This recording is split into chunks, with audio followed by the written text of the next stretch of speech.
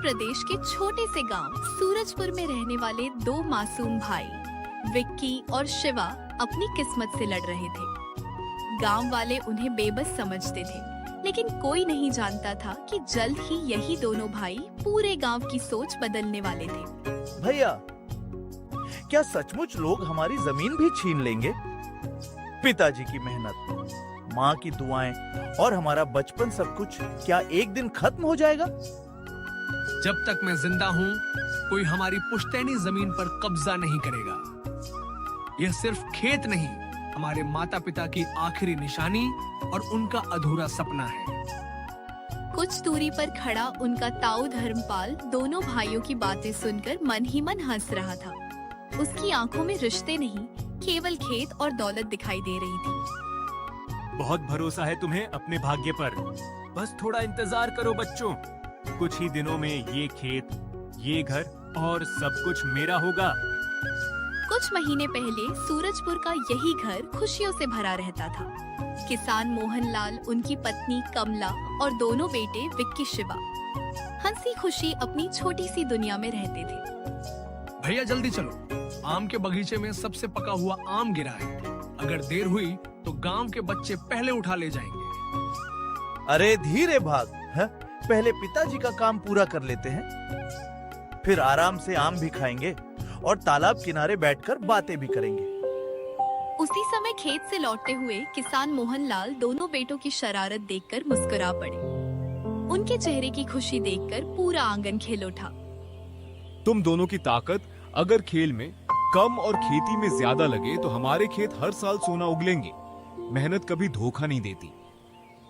पिताजी, मैं बड़ा होकर आपकी तरह मेहनती किसान बनूंगा। आपके नाम को कभी झुकने नहीं दूंगा और हमेशा ईमानदारी से मेहनत करूंगा। किसान बनना आसान है बेटा, लेकिन इंसान बनना सबसे कठिन। अगर दिल साफ रहेगा तो भगवान भी हमेशा तुम्हारे साथ खड़े रहेंगे। अब बस बातें काफी हुई, हाथ मुंह धो लो। मैंने गरम रोटियां, दाल और ताजा मक्खन तैयार किया है। पूरा परिवार साथ बैठकर खाना खाएगा। माँ, हम चारों हमेशा ऐसे ही साथ रहेंगे ना। मुझे कभी आप सबसे दूर मत करना। यही घर मेरी पूरी दुनिया है। जब परिवार का विश्वास मजबूत हो, तब कोई आंधी, कोई मुश्किल और कोई लालची इंसान उस घर की खुशियां नहीं छीन सकता। घर के बाहर खड़ा धर्मपाल यह सब सुन रहा था। उसके चेहरे पर मुस्कान थी, लेकिन दिल में अपने छोटे भाई की जमीन हथियाने की खतरनाक योजना तैयार हो रही थी। मोहन, इस बार फसल देखकर लगता है भगवान ने तुम्हारी खूब सुन ली। खेत भी बढ़िया है और कमाई भी अच्छी हुई होगी। भगवान मेहनत करने वालों का साथ जरूर देता है। हमें जितना मिला उसी में खुश हैं। दूसरों का हक कभी नहीं चाहते। धर्मपाल बिना कुछ बोले वहाँ से चला गया, लेकिन उसके मन में लालच की आग अब पहले से कहीं ज्यादा तेज जलने लगी थी। मुझे मोहन की खुशी नहीं देखनी, उसकी जमीन चाहिए। जब तक वो खेत उसके पास है, लोग मेरी नहीं उसी की इज्जत करेंगे। वो तुम्हारा छोटा भाई है, उसके बच्चों के बारे में भी सोचो।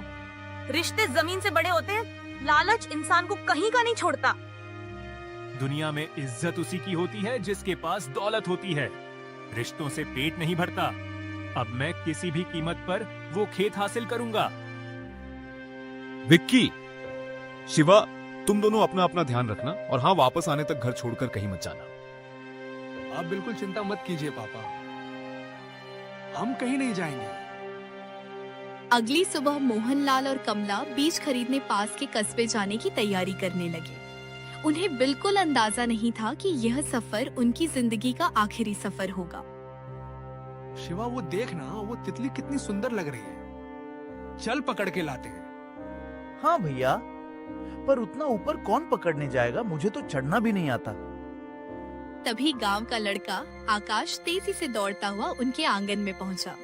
उसकी सांसें फूल रही थीं और आंखों में डर साफ दिखाई दे रहा था। विक्की, शिवा, जल्दी चलो।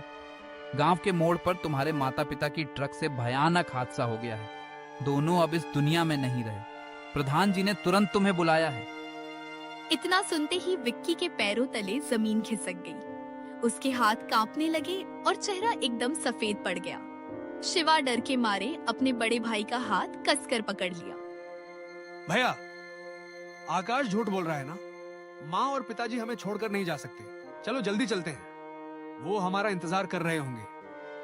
चल शिवा, भगवान करे ये सिर्फ अफवाह हो। मेरे माँ पिताजी को कुछ नहीं हो सकता। जल्दी चल। कुछ ही देर में दोनों उस जगह पहुंचे। सड़क के किनारे लोगों की भीड़ लगी थी। बीच में मोहनलाल और कमला निश्चल पड़े थे। वहाँ एक अजीब सी खामोशी छाई हुई थी। पापा, उठिए ना। आपने तो कहा था शाम तक लौट आएंगे। माँ, आंखें खोलिए। देखिए, हम दोनों आ गए हैं। हमें अकेला मत छोड़िए। माँ, मुझे आपकी गोद में सोना है। पिताजी, आपने कहा था कभी साथ नहीं छोड़ेंगे। अब हम किसके सहारे जिएंगे? दोनों भाई अपने माता पिता को बार बार उठाने की कोशिश कर रहे थे। वहाँ मौजूद हर इंसान की आंखें नम थीं। किसी की हिम्मत नहीं हो रही थी कि उन्हें सच समझा सके। बेटा विक्की, अपने आप को संभालो। जो होना था वह हो चुका। अब तुम्हें अपने छोटे भाई के लिए मजबूत बनना होगा। यही तुम्हारे माता पिता की आखिरी इच्छा होती। प्रधान जी, मैं इतना बड़ा नहीं हुआ कि माँ पिताजी के बिना जी सकूं। आज ऐसा लग रहा है जैसे मेरी पूरी दुनिया एक पल में खत्म हो गई। यह सुनकर वहाँ मौजूद कई महिलाओं की आंखों से भी आंसू बहने लगे। पूरे गांव में ऐसा मातम पहले कभी नहीं देखा गया था। हे भगवान, इन मासूम बच्चों ने अभी दुनिया ही क्या देखी थी।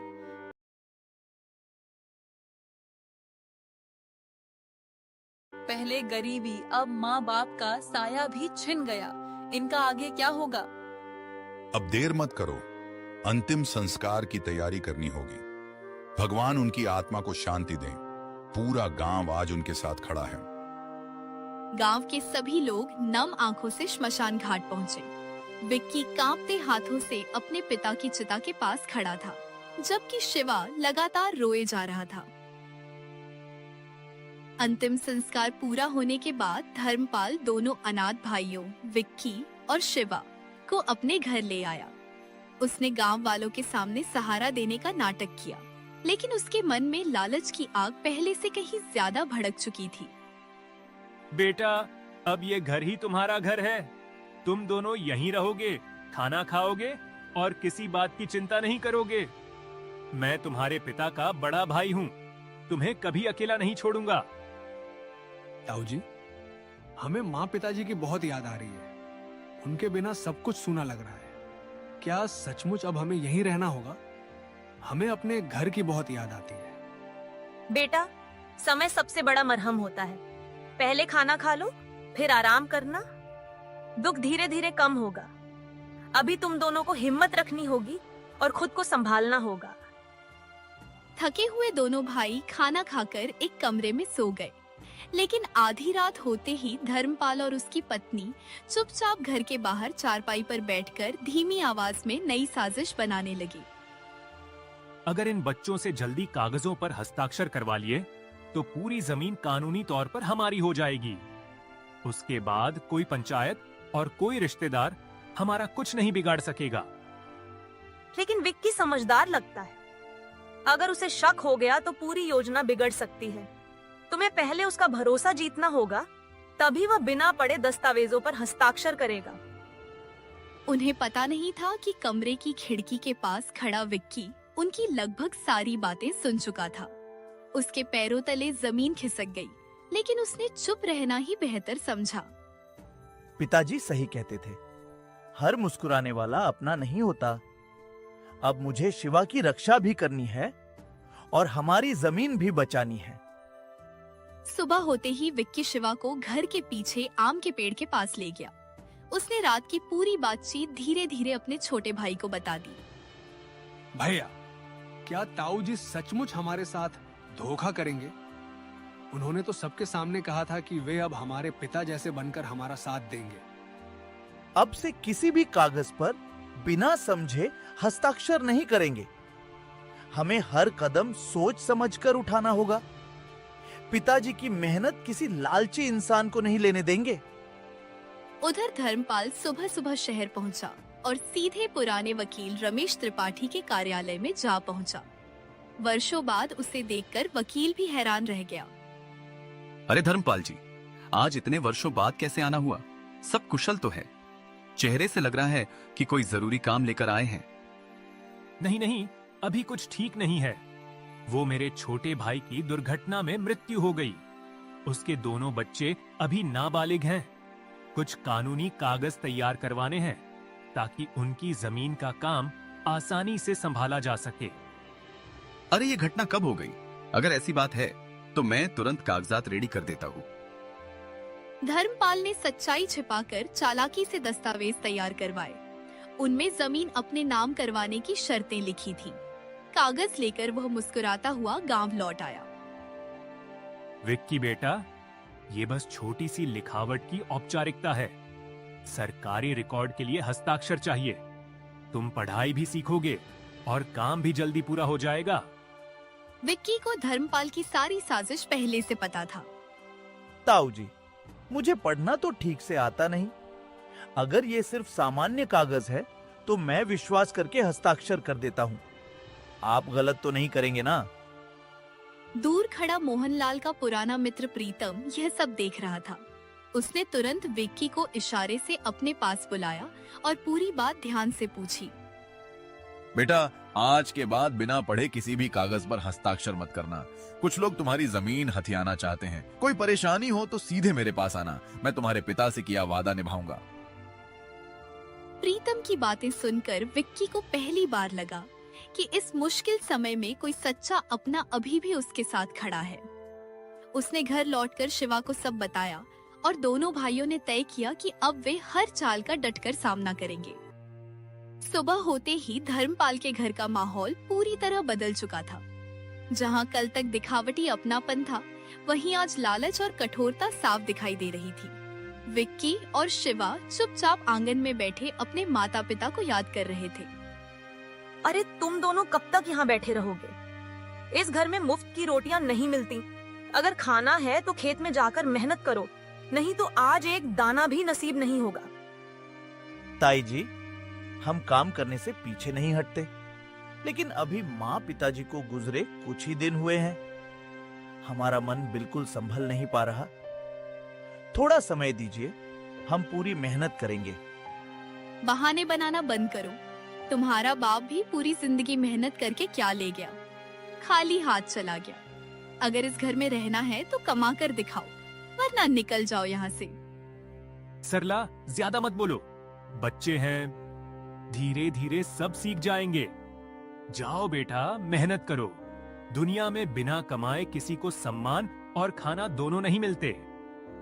चलो शिवा, यहाँ बहस करने से कुछ नहीं होगा। भगवान ने चाहे जो हालात दिए हों, लेकिन मेहनत करने से कभी पीछे नहीं हटेंगे। आज कुछ न कुछ काम जरूर ढूंढेंगे। मैं आपके साथ हूं भैया। चाहे कितनी भी मुश्किल आए, मैं आपको अकेला नहीं छोड़ूंगा। माँ पिताजी का सपना हम दोनों मिलकर जरूर पूरा करेंगे। दोनों भाई नम आंखों से घर की चौखट पार करके शहर की ओर चल पड़े। उन्हें नहीं पता था कि आज की यह यात्रा उनकी जिंदगी बदल देगी और उनकी मुलाकात एक ऐसे इंसान से होगी जो उनके लिए उम्मीद की नई किरण बनने वाला था। भैया, मुझे बहुत भूख लग रही है। सुबह से हमने एक दाना भी नहीं खाया, लेकिन मैं हार नहीं मानूंगा। आज मेहनत करके ही घर लौटेंगे, चाहे जितनी भी मुश्किल क्यों ना आए। हिम्मत मत हार शिवा, भगवान एक रास्ता जरूर खोलेंगे। पिताजी कहते थे कि मेहनत करने वाले इंसान को कभी खाली हाथ वापस नहीं लौटना पड़ता। बस थोड़ा और आगे चलते हैं। तभी दोनों भाइयों की नजर सड़क किनारे एक चिकन फ्राई के ठेले पर पड़ी। वहां ग्राहकों की लंबी भीड़ लगी थी। बारिश बढ़ने लगी थी और ठेले वाला अकेले सभी ग्राहकों को संभालने में परेशान हो रहा था। अरे भाई, थोड़ा इंतजार करो, सबको नंबर से खाना मिलेगा। मैं अकेला हूँ, एक साथ इतने सारे ऑर्डर कैसे संभालूं? कोई जल्दी मत करो, सबको मिलेगा। भैया, अगर आपको भरोसा हो तो हम दोनों आपकी मदद कर सकते हैं। हम ग्राहकों को प्लेट देंगे, ऑर्डर संभालेंगे और सफाई भी करेंगे। बदले में